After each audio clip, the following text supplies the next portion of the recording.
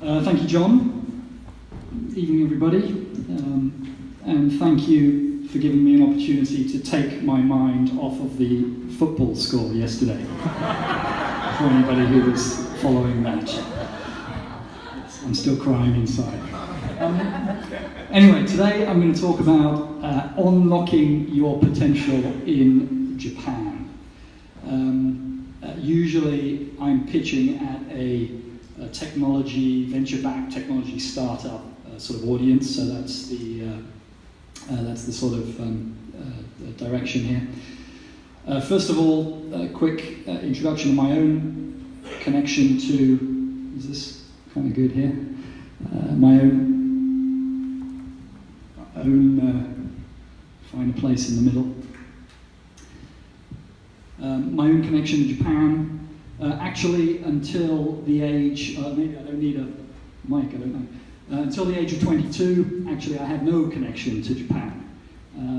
But in my final year at university, a friend of mine suddenly announced, I'm going to go and teach English in Japan on the JET program. And I've already met several JETs here this evening, and she suggested I might want to apply as well.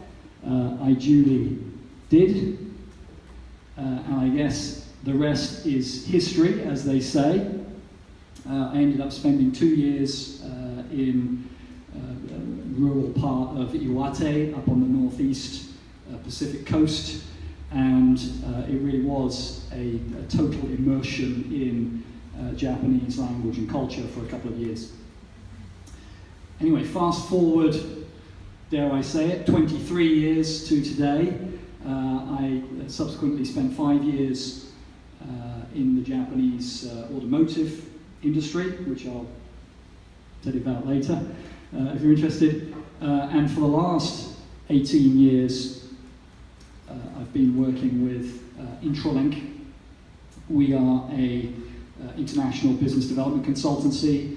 We help not only US but North American companies, European companies do business in and with not only Japan, but also Korea, China, Taiwan.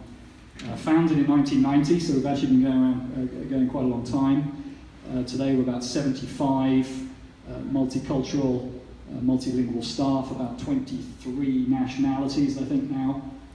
And we're organized in sector specialist teams that focus on core strategic vertical industries, so automotive, renewable energy, med tech, digital media, telecoms, these kind of things. Most of the team is in Asia, in one of our offices in Tokyo, Seoul, Shanghai, Taipei. And really our goal is very simple. It's to try and make business growth in Asia for our clients very fast, very easy, and cost effective. We take a very hands-on approach, work with our clients' business cards mainly, and to date we've had well over 1,000 assignments, as I say, mainly with technology, venture-backed technology startups, but some significantly bigger companies as well. So, what is the perceived opportunity for those kind of companies in Japan today? I've been in the US now for 10 years, obviously promoting Intralink's services across Asia. And about, I suppose, 4 or 5 years ago, after the recession, I couldn't get anybody to talk about Japan. And there was an expression that some of you probably know called Japan passing, which was the idea that people were flying straight over Japan in order to do business in China, Korea, or India, places farther afield. And so it's quite interesting. We've seen a real resurgence in Japan recently. That's partly the reason why we're here this evening, I think. And, well, why is that? I think first and foremost, people have realized that actually China, Korea, India, those sort of places are not that much easier than Japan. And although deals may happen quicker, that doesn't mean long-term sustainable business. We shouldn't forget, of course, that Japan is still the world's 3rd largest economy. It has global leaders across multiple sectors, including, of course, automotive, pharmaceuticals, embedded electronics rather than consumer electronics, of course, these days, advanced manufacturing, digital media, and telecom networks. And as we've just heard from Brandon, a highly sophisticated, but of course discerning consumer base with an increasingly worldly appetite.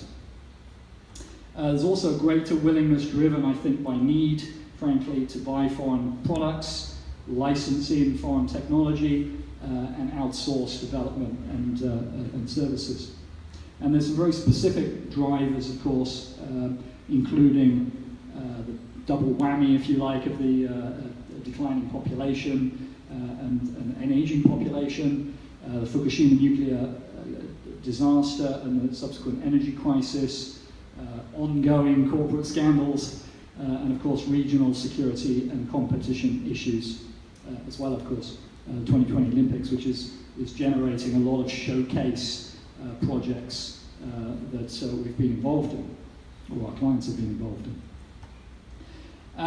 And finally, I just want to touch on something which is a bit of a new dynamic, which is sort of globalization initiatives that the Japanese have been implementing. A couple of these are particularly creation of corporate venture capital funds and open innovation teams, and that's, I think, particularly relevant to this part of the world. Somebody I was talking to last week estimated there might be about 200 of these kind of groups, the sort of tech scouts, come over from Japan in the last couple of years. And on the face of it, it represents quite an unprecedented opportunity for Silicon Valley startups, if you like, to engage with investors, customers, partners, frankly, without ever leaving the US. Now, of course, the reality is slightly more complicated than that. And in our experience, what we found is a lot of the challenges actually are the same today as they have always been. On the one hand, the point of contact with Japanese companies may have come geographically and culturally much closer, in the sense that the Japanese have flown in Western savvy employees who can obviously deal with local companies. But what we also seen is that the decision-making process is still undertaken in a very Japanese way, i.e. meticulously, and the ultimate decision, and probably the budget, is also held back in Japan. That, of course, means that a lot of the frustrations that people traditionally have with doing business in Japan are very much the same. How do I access the ultimate decision makers? How do I create momentum, and how do I keep momentum? How do I improve communication and transparency? And above all, how do I accelerate the decision-making process, or frankly, get a decision at all? What we've also seen is, even at the US end, where the perception is there are no cultural and communication issues, there are nevertheless some misalignments of objectives and expectations. We have a couple of clients. One of them came to us. They said, we've had this great conversation with a local tech scout. Everything was very positive, and then suddenly it went quiet. Can you find out why? And when we investigated that, it turned out the local Japanese team had been seconded from a marketing group within the mother company. And so ultimately they had no budget, they had no specific projects, and their mandate was actually to throw 50 interesting technology ideas over the wall in Japan every month, and of course there was really nobody picking it up at the other end and doing anything with it, which is why the conversation faded out. We have another client which actually started much more positively. They did a proof of concept quite quickly, but they couldn't get the conversation to go to any sort of commercial discussion. Again, when we investigated, the team they were dealing with was an advanced R&D group. Therefore, their horizon was sort of 5+ years out, and they weren't interested in commercialization at all.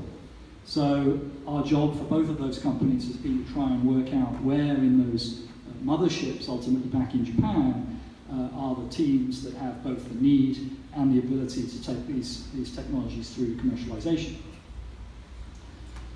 Finally, timing is always a critical issue. Most of our clients are sort of in what would be described as the B round funding stage, which defines them as having a certain maturity and a sort of preparedness to go overseas.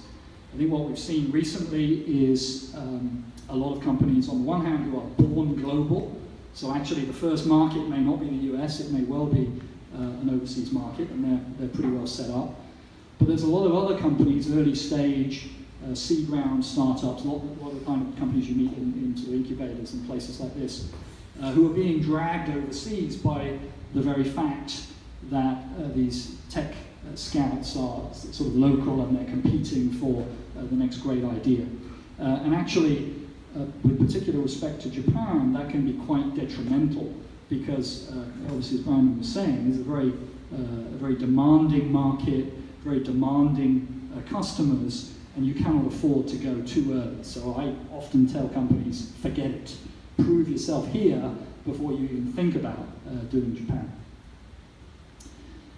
Equally, the companies that we have worked with who've had a lot of success in Japan tend to have some core factors in common. Top of the list would be a long-term mindset, and by that I'm really talking about a sort of 12 months plus. First thing I say to these companies, because of course they're all hyped up, is I don't have a magic wand. All right? I'm not going to do a deal for you in the first 3 months. There is a process, you've got to be ready for it, and you've got to be committed to go through the process. Second, get a local presence. You might say he's bound to talk about that because, of course, that is my business. But I think that actually is relevant to whichever market you're approaching. That is the same reason why I moved to the US, to grow our own business.